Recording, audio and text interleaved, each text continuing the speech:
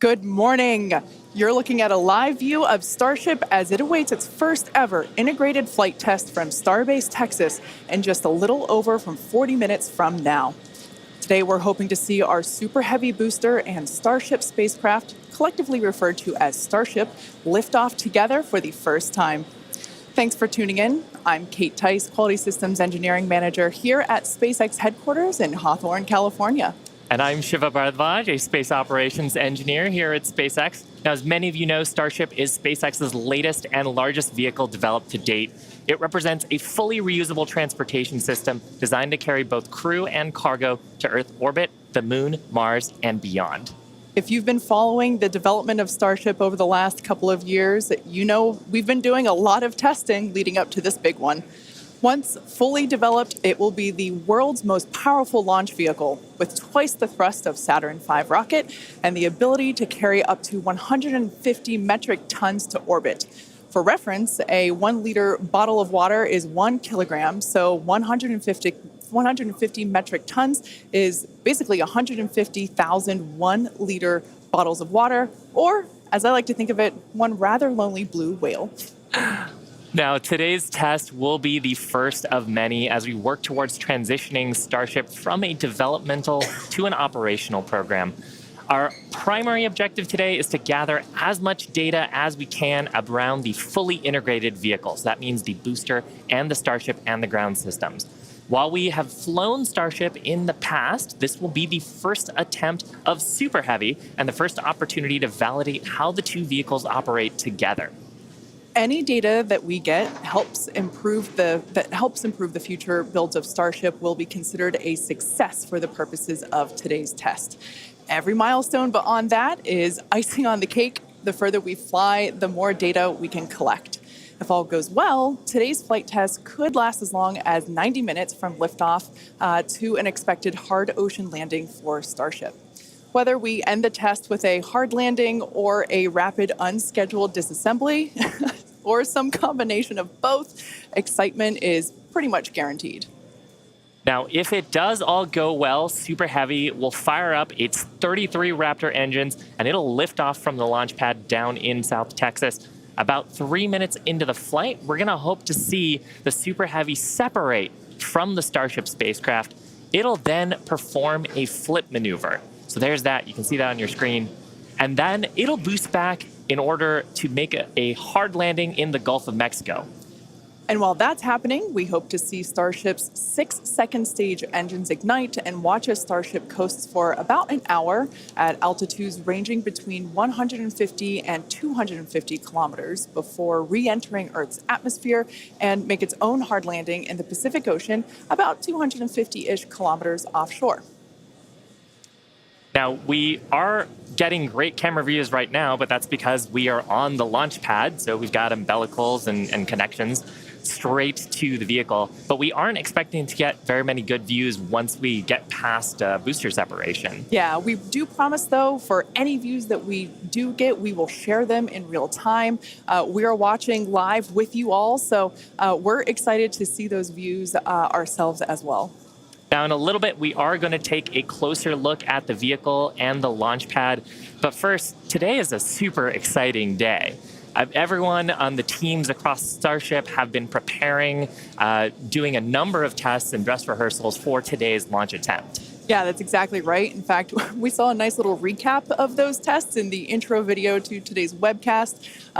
For those of you that are following along, you know that many of those tests ended in those rapid unscheduled disassemblies, or RUDs as we like to call them. And it's been a long road to today. Just in 2022 alone, we had 9 static fires. We've had a couple of wet dress rehearsals. And of course, the launch control team has done numerous simulations as well. So major shout out to the teams that have been preparing for today's full up integrated test. In fact, we've got a shot of Star Command at the South Texas launch control team. Look at all the people ready for today's launch attempt. Yeah, that right there is our South Texas Launch Control Center. That is basically ground zero for everything that is happening today, in addition to a couple other control rooms that we have operating as well with operators on console, including the Mission Control Center here behind us here in Hawthorne, California. But with that being said, our very own Zachary Lupin is one of our SpaceX employees at our watch event in South Padre Island. Hey, Zach, how are things going on the ground? It is a great day for a test launch today, Kate. Hello, everyone. My name is Zachary Lupin, and I'm an aviation reliability engineer here at SpaceX, and I'm at the Cameron County Amphitheater, where a growing number of SpaceX employees are gathering to watch what we hope is the first liftoff of a fully integrated Starship. Now, the Starship team has worked incredibly hard for today's launch test. Over the past weekend, teams held a launch readiness review, which included a comprehensive review of all of our vehicle systems, looking at avionics, GNC, communications, software, structures, as well as our Raptor engines and propulsion in general. Now, we are only about 5 miles away from the launch pad, so it's a pretty good view for today. And as we get into as we start to approach T-0, everyone here is clearly very excited for the events that are happening today. So as we get closer to T-0, I'm going to throw it back to Hawthorne to talk more about our rocket. Awesome. Thanks so much, Zach. And we've actually got a little bit of a crowd forming behind us, too. Now, we've got a shot of Starship on the screen. The entire Starship structure you see is made of stainless steel. And when that's fully stacked, it stands about 120 meters tall and about 9 meters around. To help you give a sense of just how big that is, we've captured a video of some of our teams doing final integration prep work in advance of today's test flight. Just like Falcon 9, Starship has 2 stages, which we will talk a little bit more about in a minute. But in addition to those 2 stages, Starship actually has a 3rd stage called Stage 0. It consists of all the launch pad infrastructure built around the rocket. You can see a great view of it there on your screen. It's truly an engineering feat in its own right. And I feel like it's something we don't talk about very often. There's a lot of infrastructure that goes into fueling and preparing the launch vehicle before a large test like this, really any launch. Now, let's talk about Super Heavy. The name says it all. It's super, it's heavy, it's super heavy. It goes by some other names, the first stage or the booster, but whatever you call it, the Super Heavy will be the vehicle responsible for powering Starship against that mighty gravitational pull we've got here on Earth. And when it's fully operational, it's going to get Starship to orbit. The booster alone stands about 70 meters tall and is about the same height as a fully integrated Falcon 9, but with a diameter roughly 2.5 times that of Falcon 9 and with 33 much larger engines. Yeah, and having those engines, and oh my gosh, I love this shot. We can see looking up into the launch mount at the 33 engines on the booster. Those are each of the Raptor engines that's going to power today's launch attempt. Yeah, this is an incredible view. One of my favorite views that we're going to get today. We don't have this kind of view on our Falcon 9 launches, so this is so exciting to see. You can even make out the paint markers indicating which engine is which. Like we said, there are 33 of them. So there's a lot of fire that's going to be coming out from those engines in just over 31 minutes from now. As we mentioned before, there are 33 of them on the Super Heavy, the booster, and we don't see it right now, but the cluster in the center are the ones that are actually going to gimbal and help steer the booster back down for its water landing in the Gulf. Yeah, and they're a little bit different, Kate, than our Falcon engines. So on Falcon, we use a gas generator cycle. Here's a fantastic shot, actually, at the inner stage, so we can see the 6 engines that are on the ship side, 3 gimbaling in the middle, and then the vacuum engines, you can see 2 of them, and the other ones on the other side of the cluster in the middle here. So Raptor's a little bit different. It uses something called stage combustion, which means we basically pre-burn both the fuel side and the aux side, and then get those up to the right temperatures and pressures, and then mix them in the combustion chamber. It allows us to get higher thrust and higher efficiency on these engines than on Falcon 9. Now, Super Heavy also has 4 grid fins to assist with orienting itself during the return back to Earth, as today is the fully integrated flight test, and the first one, we're focusing on safely testing just the fundamental systems and operations on the vehicle. So what that means is we won't be attempting to land on land today. Instead, Super Heavy is going to be making that hard water landing in the Gulf. Starship, or the spacecraft, is the 2nd stage and makes up the top portion of the vehicle. It's designed for carrying passengers and cargo between destinations on Earth, Earth orbit, and planetary destinations. It stands 50 meters tall, a little taller than the Statue of Liberty. It's comprised of 6 Raptors. We saw those just moments ago. 3 of them are optimized for sea level, and the other 3 are vacuum engines, and they're optimized to operate in the vacuum of space. They provide a maximum of 258,000 tons of thrust in vacuum. The spacecraft is also outfitted with 4 flaps to help aerodynamically control the vehicle's attitude during atmospheric flight and enable precise landing at the intended location. You can see a view of those flaps there. Now you can see the entire stack is vertical, and that's because Starship is designed for vertical takeoff and landing, as opposed to taking off and landing like an airplane. And that's really important because we don't have runways on the Moon and Mars. Fortunately, gravity at both of those destinations is not nearly as high as it is here on Earth. On Mars, it's about a third of what Earth's gravity is, and on the Moon, the gravity is just a sixth of what it is here. So Starship can take off in both of those cases without needing the super heavy booster like we need here on Earth.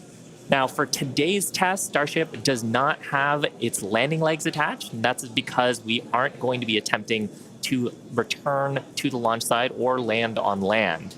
It's going to be doing another hard water landing at the end of today's test. We can't wait. Starship is wrapped in a heat shield, which is composed of 18,000 hexagonal ceramic tiles designed to insulate the vehicle during atmospheric entry, where temperatures can be as high as 2,600 degrees Fahrenheit. The hex-shaped tiles, like these ones that we have here, roughly make up about 2/3 of the vehicle. There's a couple of different geometries. The one that I have is for the circular portions of the vehicle, so it has this curvature to it, and the one that Shiva has. Yeah, this kind is a hexagonal shape, and there's several thousand of these all across the body of the vehicle. And it's worth saying we need these because when a spacecraft re-enters from orbital velocity, it's going faster than the speed of sound and causes a lot of heat to build up that has to get dissipated by these heat shield tiles. Yeah, thing that's really cool about these is they're super lightweight. Even just holding them, we're able to even just hear how hollow they are because of the construction. But they do a great job of dispersing that heat during that atmospheric reentry. We actually produce these in-house at what we like to call the SpaceX bakeries. And they're located in Texas and Florida. So it's something that we designed and build in-house. And like we said, there's thousands of them. You can kind of see them on the exterior of the vehicle. So at this point in time, we are at T-minus 27 minutes and 18 seconds. So let's head on over to John Innsbrucker for an update on the countdown. Hey, John. Thanks, Kate, and good morning. I'm John Innsbrucker, Principal Integration Engineer here at SpaceX. We're currently loading propellant from the ground system into both the first and second stages. Now, both vehicles use the same 2 propellants. Our fuel is liquid methane at a temperature of just over 100 kelvins, or about minus 272 degrees Fahrenheit. Now, this is a different fuel from Falcon 9, where we use RP1 kerosene. And our oxidizer is liquid oxygen, the same as Falcon 9. But because there's no oxygen in space to support combustion, we have to bring our own. Now, a little bit of a recap. We did the go, no go poll at T-minus 1 hour and 45 minutes. And once the team gave their goes, we polled about 20 folks. We started loading propellants onto the booster at T-minus 1 hour and 39 minutes. And at T-minus 1 hour and 22 minutes, we began propellant loading of the ship, the second stage on Starship. Now, LOX loading of the second stage main tank is almost complete right now, but we'll actually stretch it out and wrap it up and finish at T-minus 5 minutes. And then at T-minus 3 minutes, as the booster finishes loading, the vehicle will be fully loaded with just over 10 million pounds propellant. Now, currently in the countdown, we've just passed the T-minus 26 minute mark. The good news is weather's looking good. You can see the blue skies there on the camera views from the drone. The only thing we're watching is winds. They are within limits at ground level.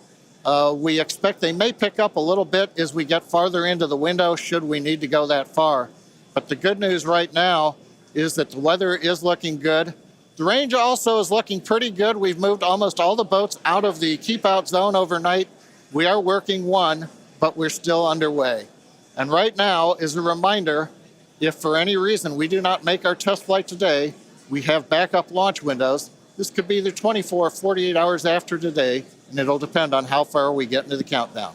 But coming up on 25 minutes to go, everything is looking good, Kate. In order to make life multiplanetary, we need a fully reusable vehicle that's capable of carrying a huge amount of cargo and a lot of people to orbit and have a pretty quick turnaround. The idea is to effectively reuse launch vehicles just like airplanes. Crowd is getting excited here in Hawthorne behind Mission Control, as you can hear. Now, imagine if you had to wait for a new airplane to be constructed every time you wanted to fly. You'd rarely go anywhere, and it would probably be completely unaffordable for most of us. In order for us to get to Mars and back with lots of people, multiple times, reusability is a must. Now, in the near term and a bit closer to home here on Earth, Starship will be critical to other programs as well.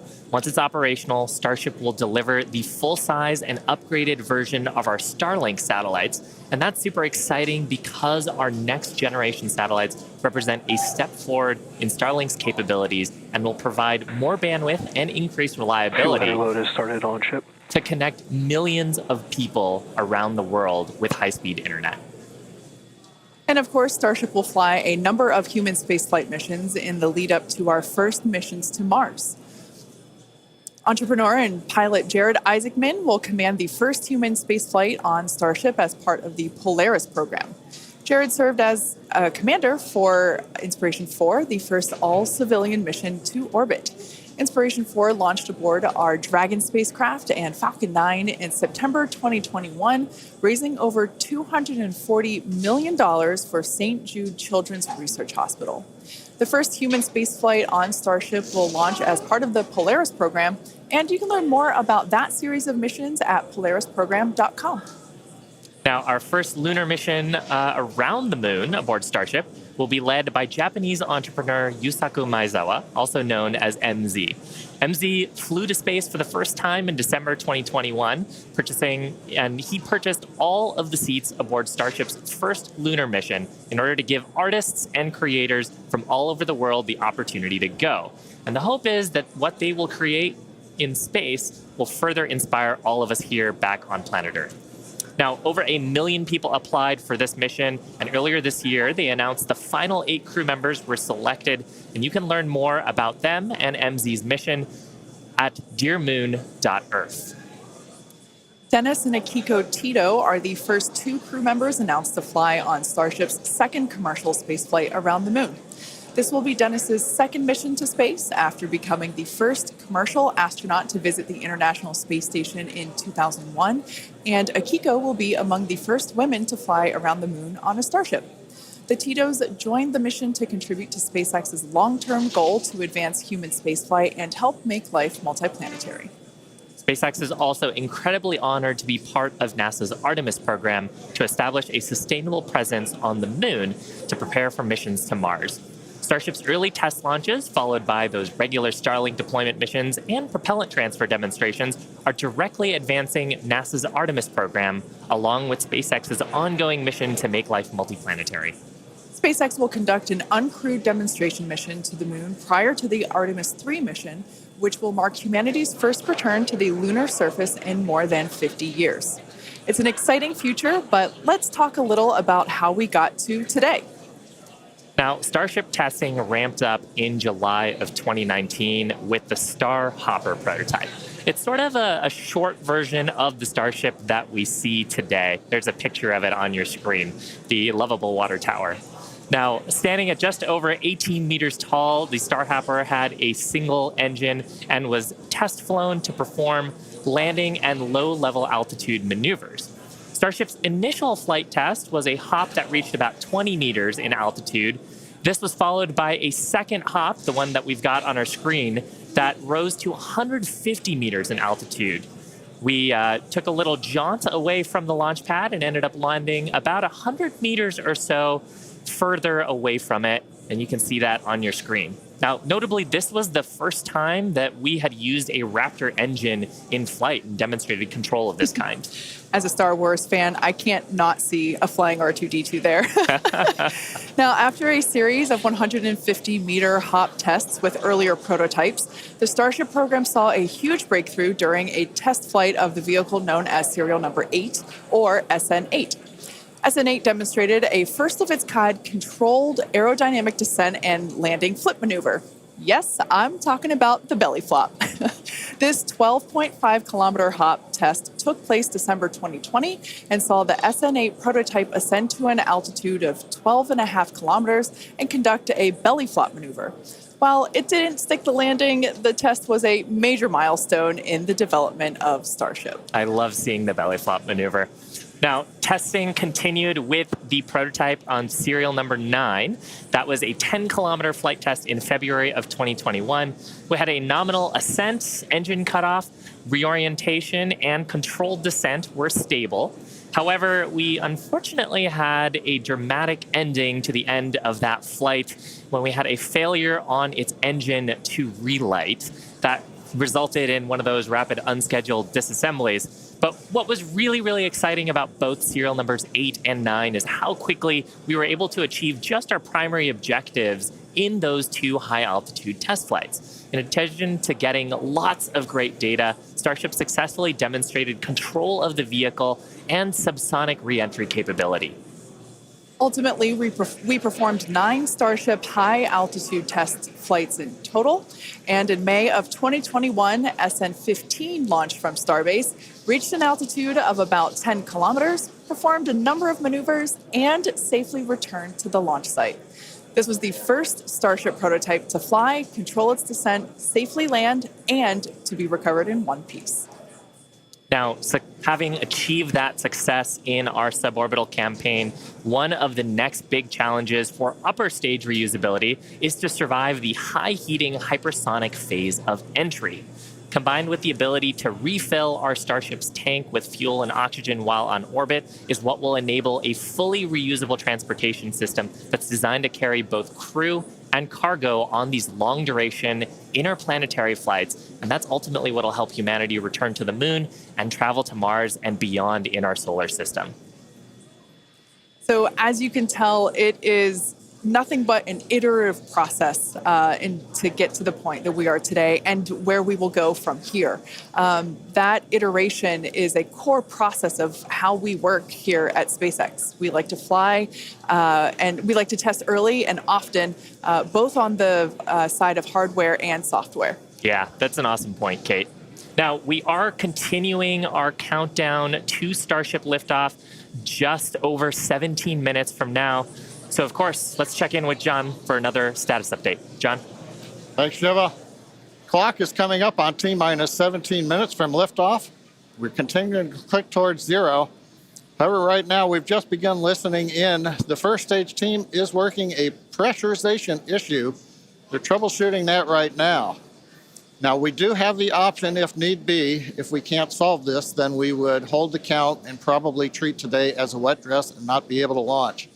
However, we are continuing to do propellant loading on both the Super Heavy and the ship stages. Now, most recently, we began loading liquid oxygen and methane fuel into the header tanks on Starship.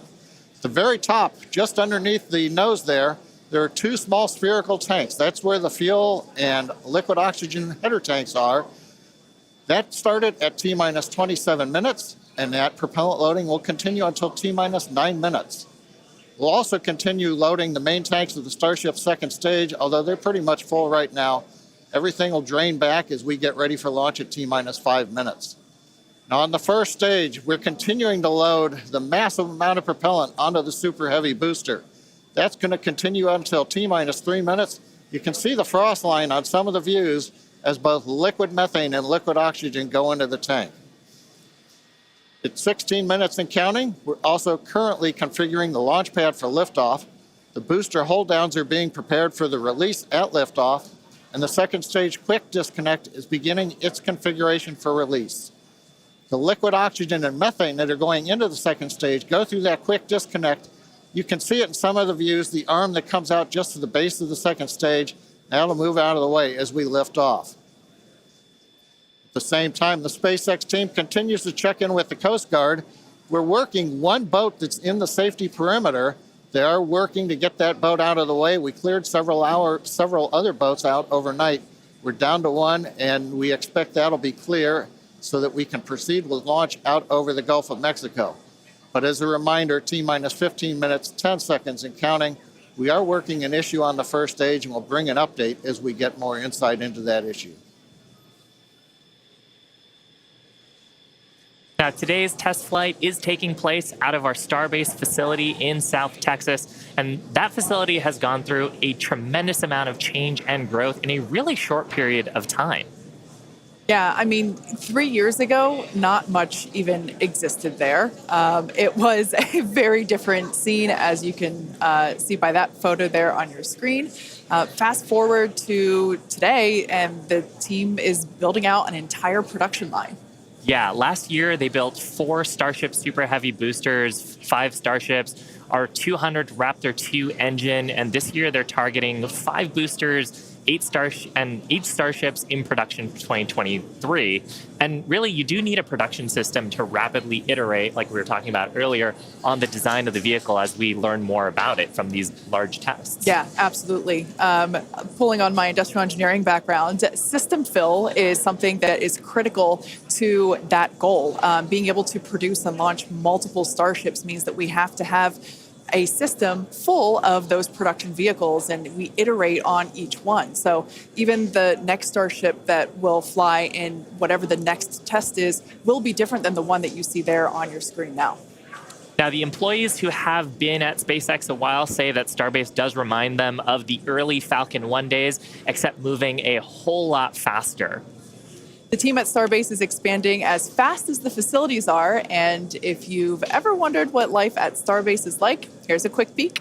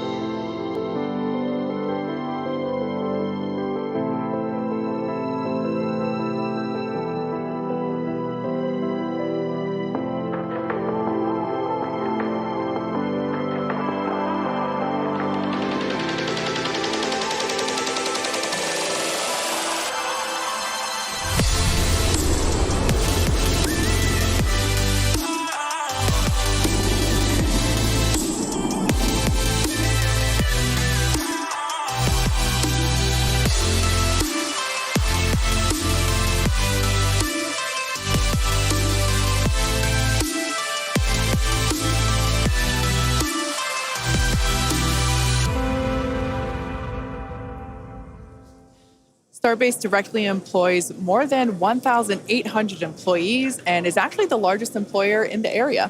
Yeah, and from that video, you can really tell, like, it's a beautiful location. It's close to the ocean. There's tons of wildlife. And that's because being close to the equator is actually a fantastic way to get to orbit. Yeah, I love that we have so many employee events that allow us to participate with ocean cleanup and other environmental efforts there. We'd also like to thank Cameron County for being so supportive for all of our work in that area. Now, in addition to Starbase, we'll soon be adding another Texas location to the SpaceX family. We're opening a new facility in Bastrop, Texas, just outside of Austin, to support Starlink hardware production. The new facility will be over 500,000 square feet of manufacturing space, and the team has already started hiring. Now, we have all kinds of openings in production and manufacturing for technicians and leadership and manufacturing engineers and all kinds of site support roles. Basically, if you can think of a role, we're probably hiring for it. So, if you're interested in helping expand human life to other planets or helping internet access here on Earth, consider becoming part of the SpaceX team at spacex.com/careers. Now, with that, let's check back in with Zach down at Starbase one last time before launch. Howdy, Zach. Hello, Kate and Shiva again. You can really feel the energy here at South Padre Island as more of the SpaceX team have gathered. We're standing just over 5 miles away from the launch mount, and so from here we've got a very nice view. I would basically say these are some of the best front row seats you could get, and might I add, beachside as well. Now, the Starship team has worked incredibly hard to get ready for this test, and we're all clearly excited for T0. And as we get into the final moments, one issue that could hold the countdown or cancel the test altogether is if a boat enters the safety perimeter. Now, over my shoulder is the Gulf of Mexico, which is normally very open to all of the boaters and fishers. However, today, SpaceX is closely coordinating with the United States Coast Guard to establish a safe zone and ensure public safety. And up to T0, SpaceX is in regular communication with the Coast Guard to ensure there are no boats in the area leading up to the launch. Now, fingers crossed that does not happen. Now, I'll throw it back to the folks at Hawthorne as we get closer and closer to that T-0. To all of the boaters and fishers, however, today, SpaceX is closely coordinating with the United States Coast Guard to establish a safe zone and ensure public safety. And up to T0, SpaceX... We're just inside T-minus 9 minutes and counting. We're listening on one of the background loops right now. Flight director is talking about the issue we've had on first stage, working the pressurization system. Decision right now is that we are going to stop the launch for today. We're going to transition the launch attempt to a wet dress rehearsal. So that means we're going to continue with the countdown sequence of events. We'll continue loading propellant, finishing up here shortly on the second stage. We'll also continue loading propellant onto the first stage, wrapping up at T-minus 3 minutes. We're also going to go through pressurization steps, other steps of the countdown. This will be a full validation for the team, but currently the plan right now is we're waiting for final word, is that I think at T-minus 10 seconds, we will finally stop the clock and then recycle the countdown for today. Now we're inside T-minus 8 minutes and counting.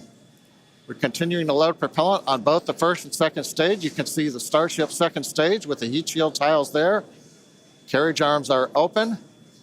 You can see the condensation around the first stage tank as we load liquid methane, liquid oxygen into the large super heavy first stage. Now that propellant loading is continuing until T-minus 3 minutes. As a reminder, and there's our great view looking up at the Raptor engines, the 33 engines. There's an outer ring of 20 engines, and then there's an inner set of 13. Those are the engines that can gimbal and adjust the course of the Starship vehicle on the way up. And of course, the first stage as it comes back down towards the water landing in the Gulf of Mexico. Now, when both stages are loaded, you can see the condensation frost on the side of the first stage. We'll have just over 10 million pounds of liquid propellant on board. Inside T-minus 7 minutes, we're continuing to count. Team is preparing for the hold and scrub at T-minus 10 seconds. Now, the good news is everything's been going good. We're just working that one issue. So we are continuing to count. Team will get this as an excellent opportunity to run the end-to-end of the system.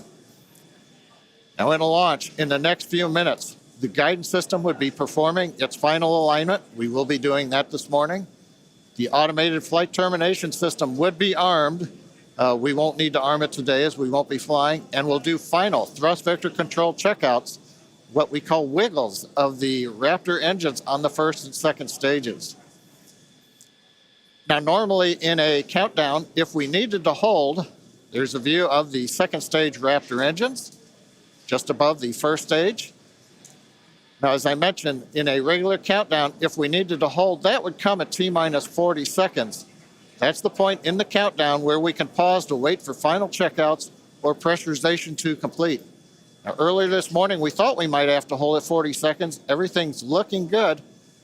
except for the one pressurization issue that the team is going to have to troubleshoot after this morning. So we won't stop at 40 seconds right now. We'll continue all the way down to 10 seconds, and then we'll go into a recycle.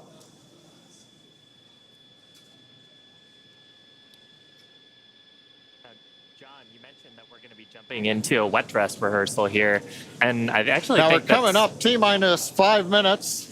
Overall, though, Kate Shiva, it's been a good day. It's a little sad listening to the flight director say that we're going to have to stop at 10 seconds. But I guess that's for everybody. It gives us a real run through of the launch vehicle. Yeah, it's unfortunate. Of course, we wanted to see fire today and lift off. But that's okay. The point of the countdown is to allow the teams to progress to that T0 time in a coordinated fashion and really to unveil any issues prior to the ignition sequence. So the countdown did its job today. It allowed us to identify that press issue, and like John mentioned, the teams are going to work through it, and we are going to basically call it off at T-minus 10 seconds. But the integrated launch teams and us, we are going to treat this as if it were still a launch day. We're going to do this, what we now call a wet dress rehearsal. Yeah, and we've mentioned the term a couple of times here. We call it a wet dress rehearsal because we are wetting the propellant tanks. We are loading propellant into the vehicle. We've talked about the frost line a little bit here. That exercises the stage 0 system, the ground system, all of our infrastructure that loads propellants onto the pad. That exercises our procedures for the